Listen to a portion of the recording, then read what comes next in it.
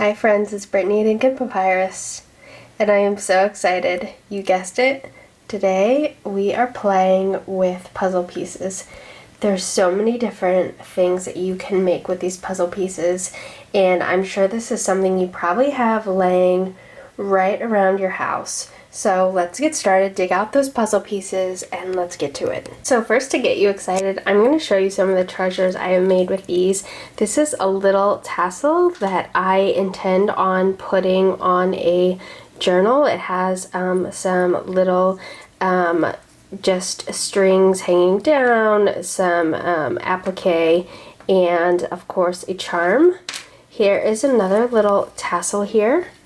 With a flower on top, and in addition to the ribbon hanging down, I've actually included a small little mini journal. So yes, I have a puzzle piece holding a mini journal that I intend on putting on one of my regular size journals. Okay, next up we have just a regular puzzle piece here. You can see I've added some die cuts. I'm going to show you this puzzle piece has watercolor as a background, but I've also decoupaged some napkins, some tissue paper, and different things on the puzzle pieces. So there's so many things you can do. Here's an ocean themed puzzle piece, right? And I've just decorated it with some die cuts. I actually decoupaged some tissue paper on this, left some white space for interest. I put some die cuts. I had some little starfish left over from a project, and actually just simulated bubbles with the liquid pearls I have. Okay, let me show you another tassel I made. I actually made this for one of my my dog's journal that I'm working on, his memory book. And then I decoupaged some more paw print tissue paper I have, and then I tied off a tassel from the eyelet here that I've created, and on this cording I have attached some beads. I have a shoe right, to go along with like the chewy. I thought that was funny. A shoe, a paw print bead, a bone, and another like dog bead there. So I made a tassel. I'll probably put this on the spine of my dog's journal. Let's go digging in this here and see what else I made. I also made a bookmark. Okay, this was really easy. Again, I just decoupaged this, and I'm going to show you, I think, the best way to create a base with the puzzle pieces. The best way to start is with gesso. So I've gessoed this. I've actually decoupaged some book page. I put a little sticker on there that says Library Vault. I tied this off just like you would a tassel from an eyelet.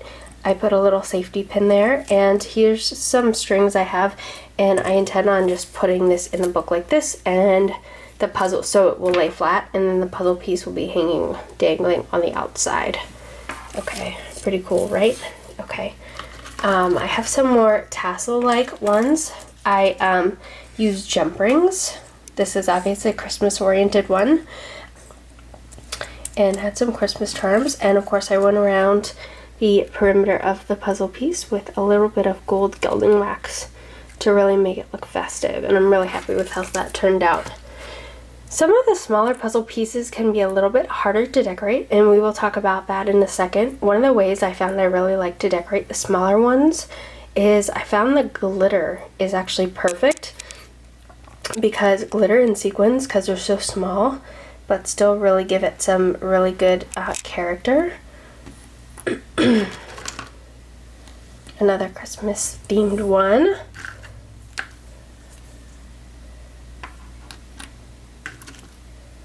I fussy cut some little peppermints from like some Tim Holtz like wallpaper, faux wallpaper. This is like a little, I don't know, I kind of tied it almost like an ornament you would from an eyelet. So I'm not sure what I'm going to do with this yet, but this came from some like thicker tissue paper I have from Your Creative Studio, and it's a teacup. And I found that, and we could talk about some of the papers later. You'd be surprised, it doesn't have to be tissue paper.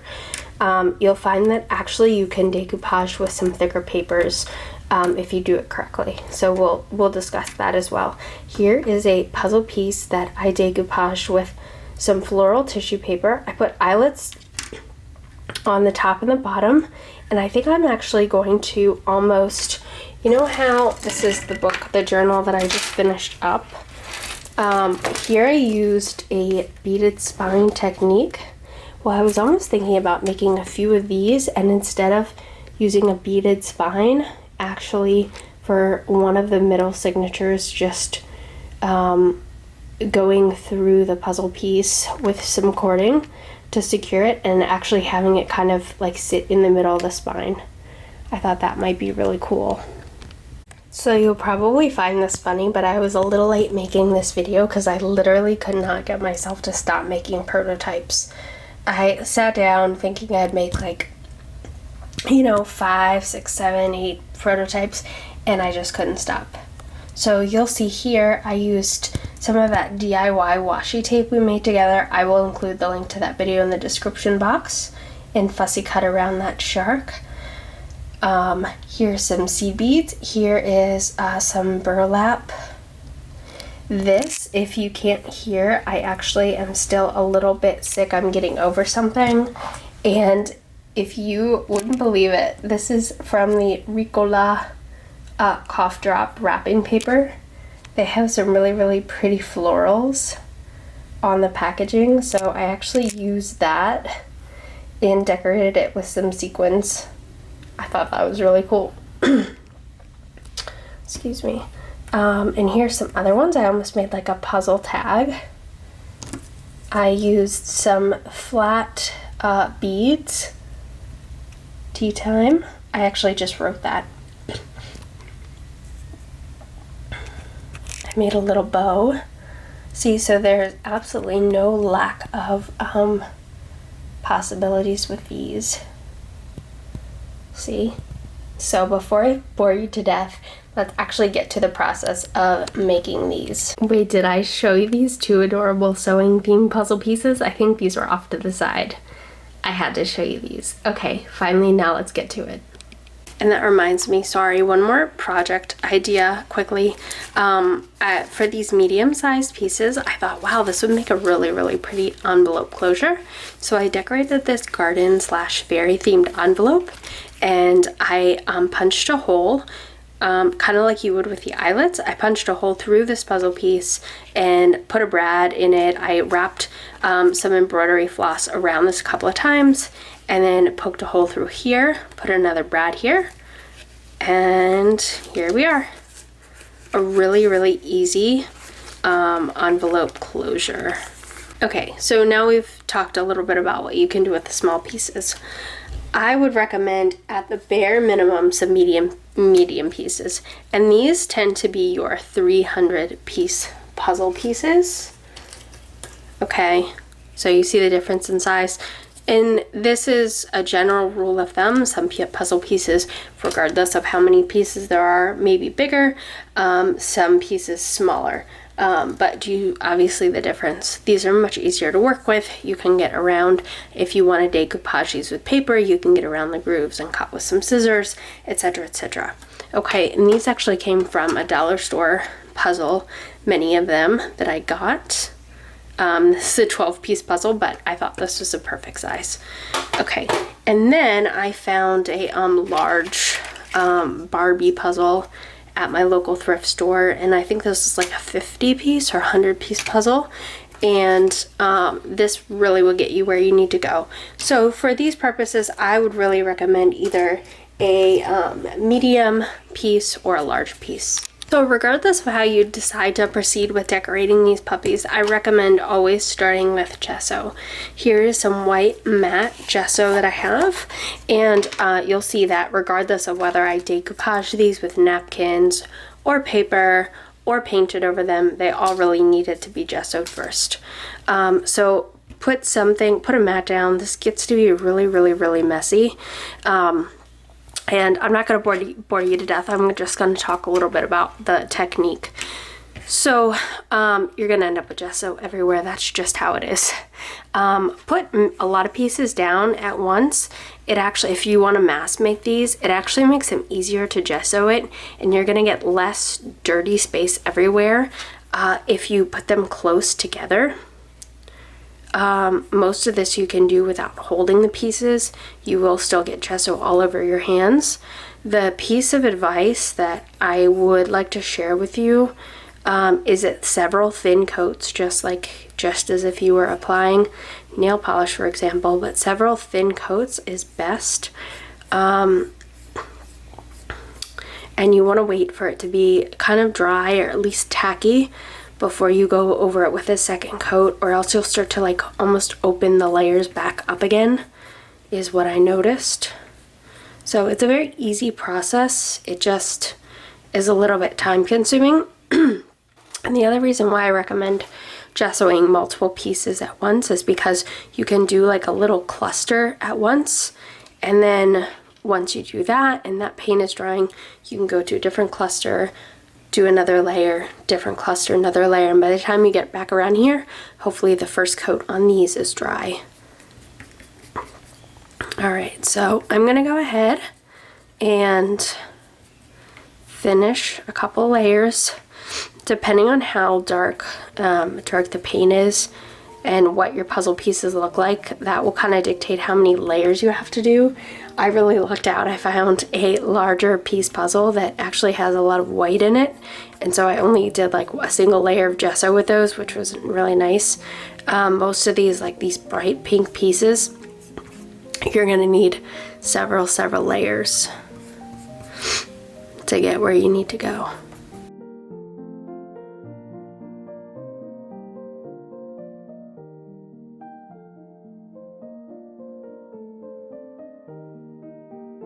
Oh, the other thing I wanted to tell you, even though it seems tempting to like put paper under these puzzle pieces, like it will be a lot easier to clean up, I found it was really difficult to keep the puzzle pieces, once they're wet with gesso, to keep them from not sticking to the paper. And then I was finding that I was actually ripping up the paper, and the paper was still attached to the puzzle pieces, and so even though it seems like a mess, which it really is, these are so cute, I promise you it's worth it. I think it's easier just to ruin your craft mat. Maybe a wax paper, why didn't I think of that? Wax paper would probably be a great way to go. Yeah, it's too late for me now. Oh well, but yes, I think wax paper would probably be a wonderful investment. So this is several layers later, but this is about the look that you want on these puzzle pieces. Alrighty, so while these dry, I'm going to magically bring in puzzle pieces that have already been gessoed and are dried, and let's work on decorating these and putting together some really cool project ideas.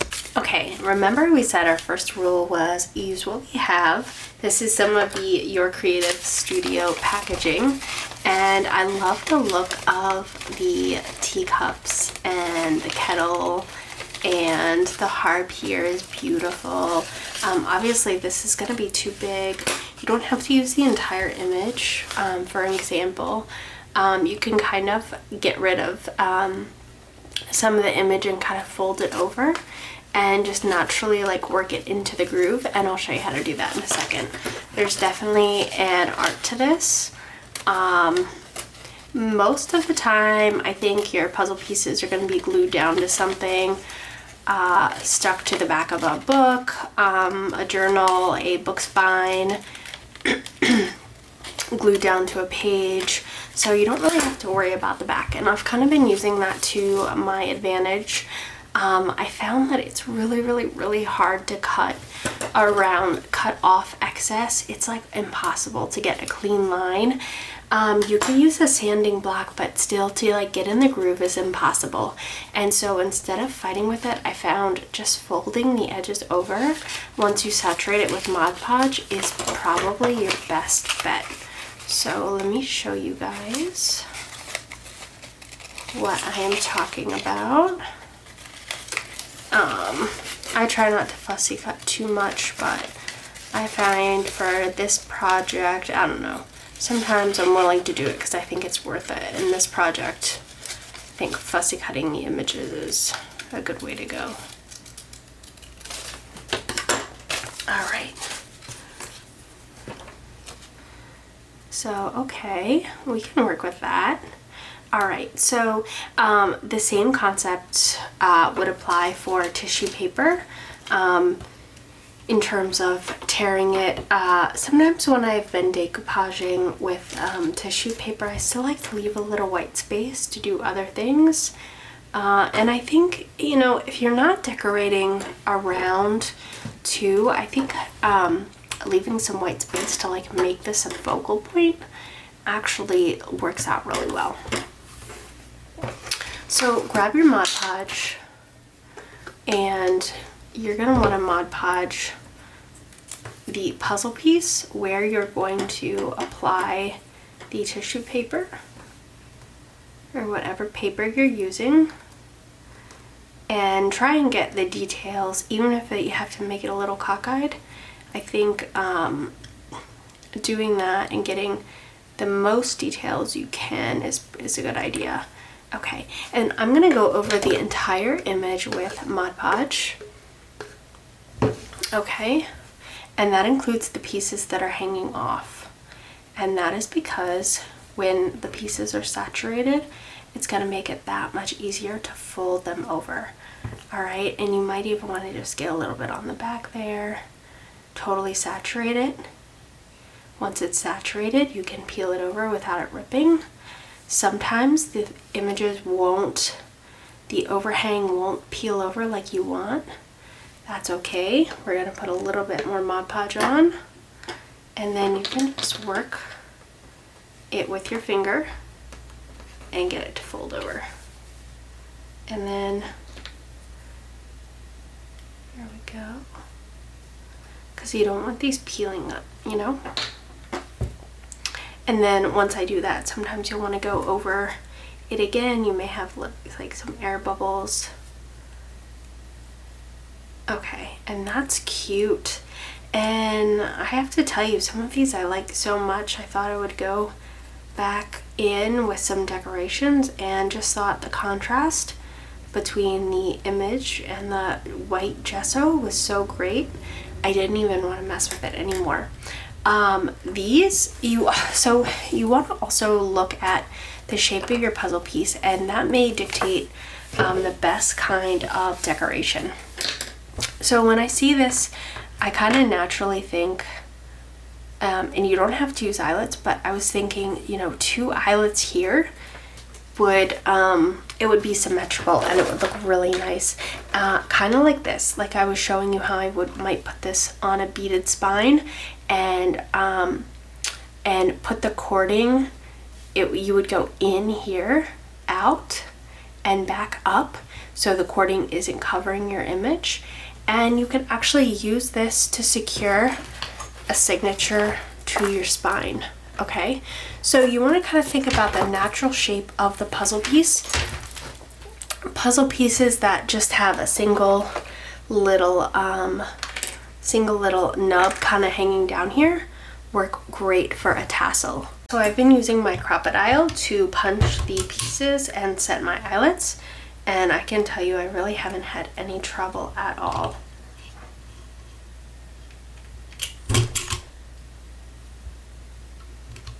So I'm not saying I'm definitely going to bead this to a spine. There are plenty of other options. You could even just have this, like, have string cording going through, have it hanging from a cover. I mean, there's so many things you could do with it. I think I like these brassy eyelets for this specific puzzle piece. So I'm just going to set the eyelets. And if you're having trouble setting eyelets, I used to have so much trouble until I figured out it's so easy. You just need the little nipple part of this eyelet to seat perfectly on this. Once you have it seated, just press down, and that should seat them just fine. See? No trouble.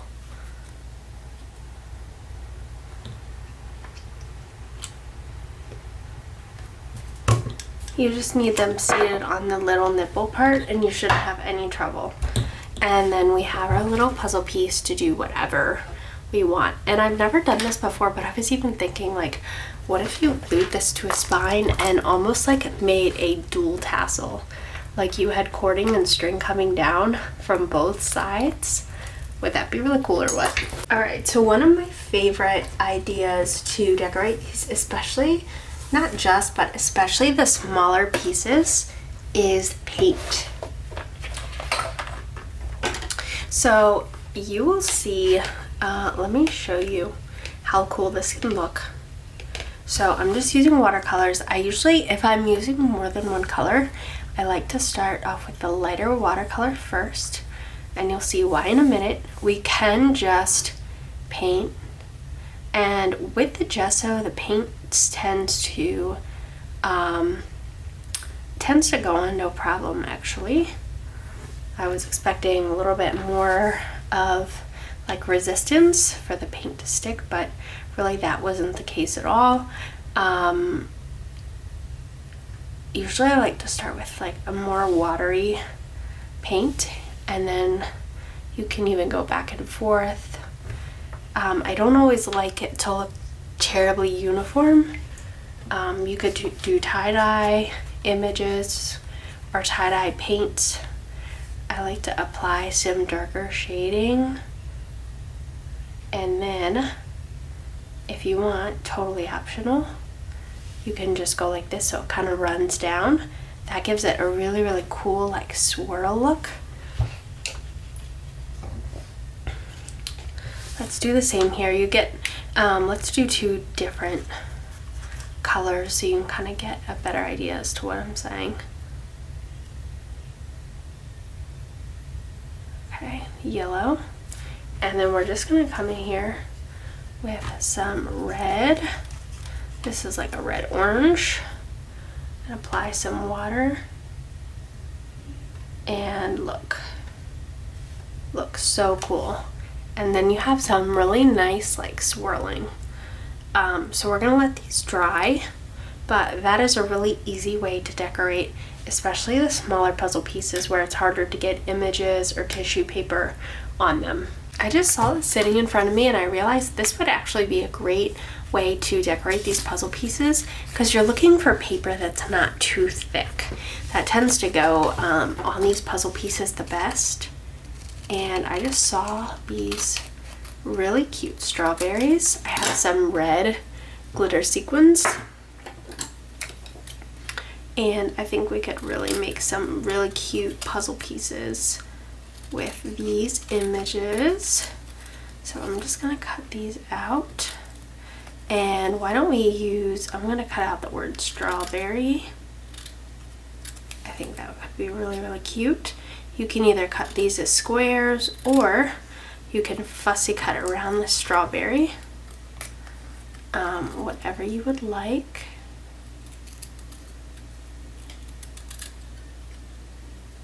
This is gonna be really cute. Alright, so let's get ourselves a larger puzzle piece. This I just I gessoed obviously, and then I decoupaged it with tissue paper.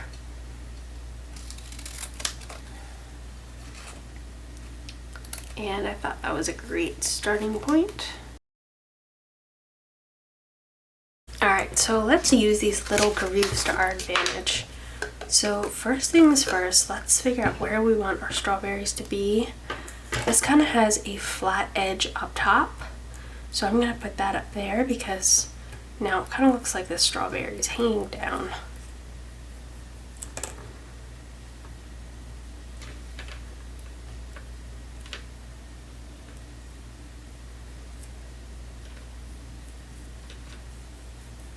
Okay, and then we have these. So you really just can use whatever you have in front of you. I had some like lace and applique, and that actually worked really, really well. to back the images that I was putting on. You really can put anything on these.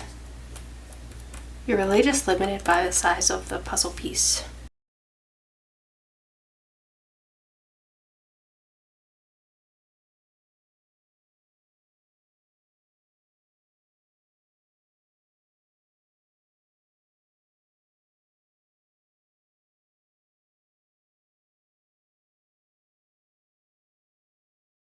Okay. Why don't we go around, we'll go around the word strawberries. And this is great, great touch, glitter, sequins, seed beads work really well. And for the really small little details, you really need a set of tweezers. I probably should have mentioned this ahead of time, but they will serve you very, very, very well. Just to help you pick up the glitter. If you're having trouble picking up the glitter, just dip your tweezers in a little glue, just a little bit, and then they'll stick just fine.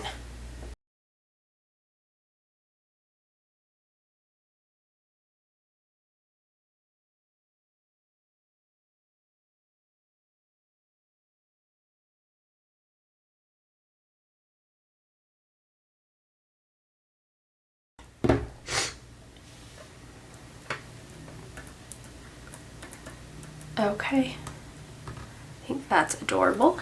And then I'm gonna come in with my gold gilding wax and go around the edges.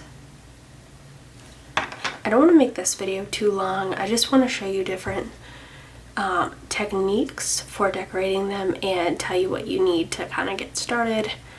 How to prep the puzzle pieces, that's really the biggest part. Once you've prepped the puzzle pieces adequately, you truly can decorate these however you would like. So yeah, here we are. Really, really cute, right?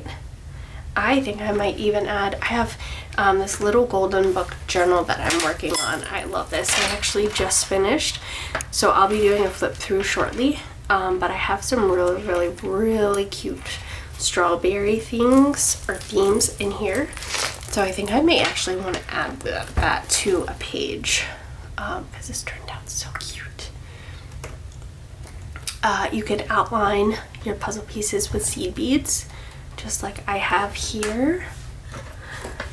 Really, the possibilities are endless. I used a little washi tape on mine.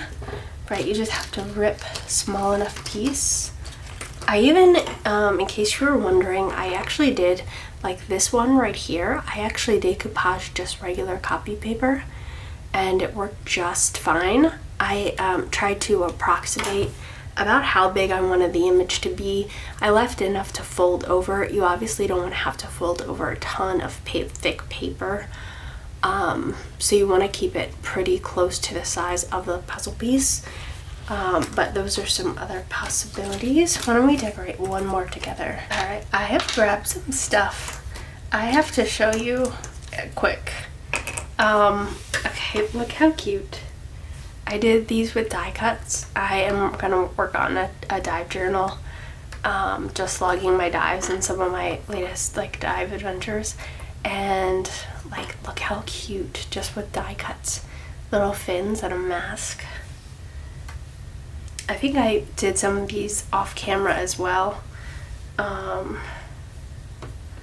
Like so simple. This is just a little die cut, some silver paint, and then some gold gilding wax around it. You can decorate the small puzzle pieces. Here is an example. They have to be small again, like sequins, die cuts, tissue paper. I just use sequins for this one. This is a larger one. I actually decorated this again. This is from my my cough wrapper. I'm looking for it right now. I can't find it. Oh, yeah, this came off my cough drop wrapper. Like, you know, which kind of reminds me, I have like saved little things like this that I find, you know, day to day, and I have saved this in like a drawer. and I have 2 drawers now of stuff that I've been meaning to like make into ephemera and put into a journal, and I literally have run out of room in my drawers, so I really have to start making stuff.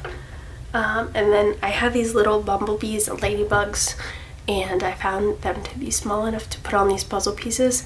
Again, though, he is pretty thick. He also has the puff little adhesive under him to make him stand up even taller. So, you know, this is going to add bulk, but I was thinking I actually will probably add this to a journal cover or a spine, and then if I don't put it in my journal, I don't have to worry about him bulking it up too much. All right, so I have some die cuts here and some cool things. Why don't we decorate this together? I want to add a little bit of blue. I got some ocean themed die cuts, and I'm just going to go around the edges with some blue watercolor paint here.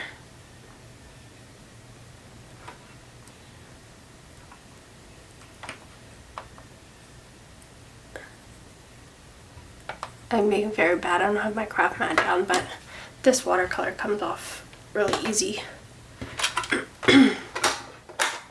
Okay, and you know, if you have some small paper punches, you can totally use those as well. You don't have to have a die cutting machine. This is why I have been die cutting in bulk though, because I found that like I have so many projects where I love like throwing these in, but I'm not gonna want to go to my die cutter machine to be like, oh, let me find this die cut and let me cut this out. It's such a process, so I try and die cut in bulk. Okay, I found this because I thought this would be so cool to add texture. I'm gonna have a mess on my desk for weeks. This had like a sealed for your protection thing. You have to like dig in to like get it out, and a ton of the glitter came with it. So yeah, I have glitter everywhere. But okay, I really just want to add a little bit of texture. So I'm just going to add a little bit of glue here.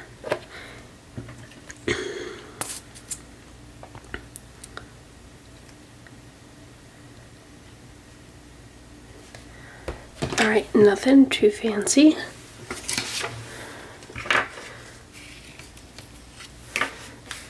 First I'm going to mop the glitter I have up on my desk. Okay, well, it's all on me, of course.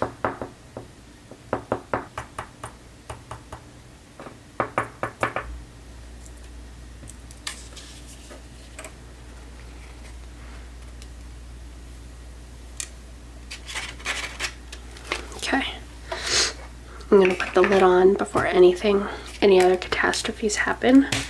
Okay, now I'm just gonna come in here and I'm just gonna glue these cute little characters down. So we're gonna keep this one really, really simple.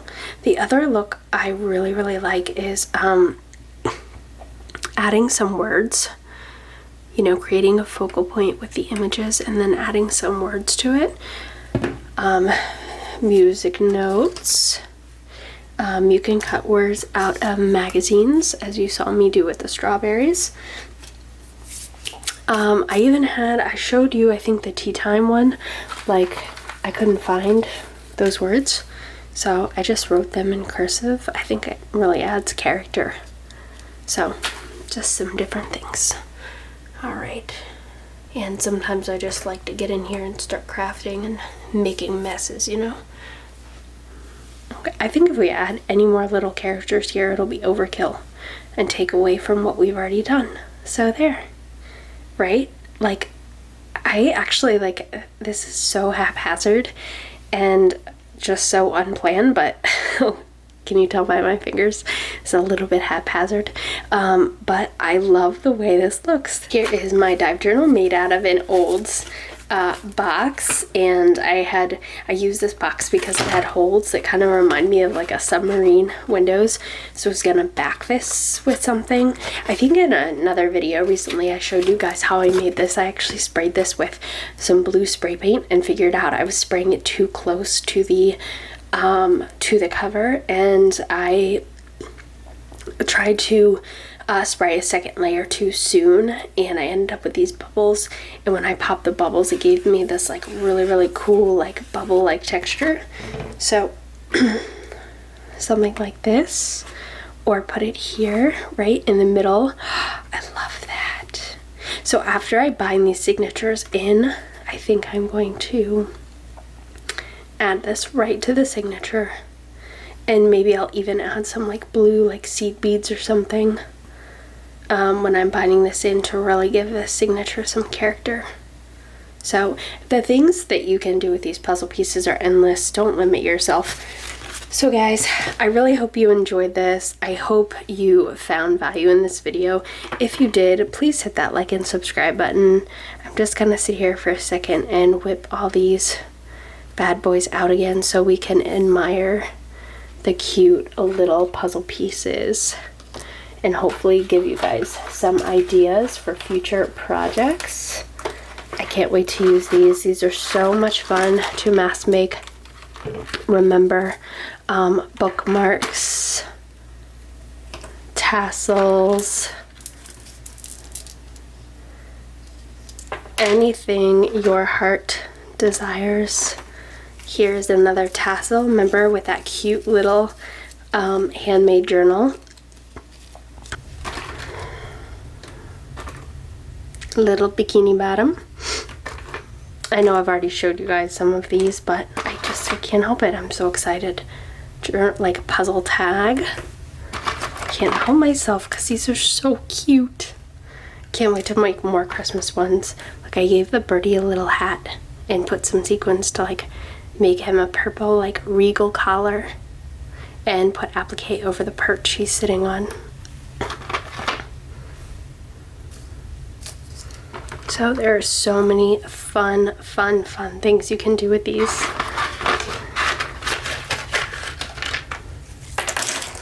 So guys, I hope you enjoyed this. Can't wait to see you the next time.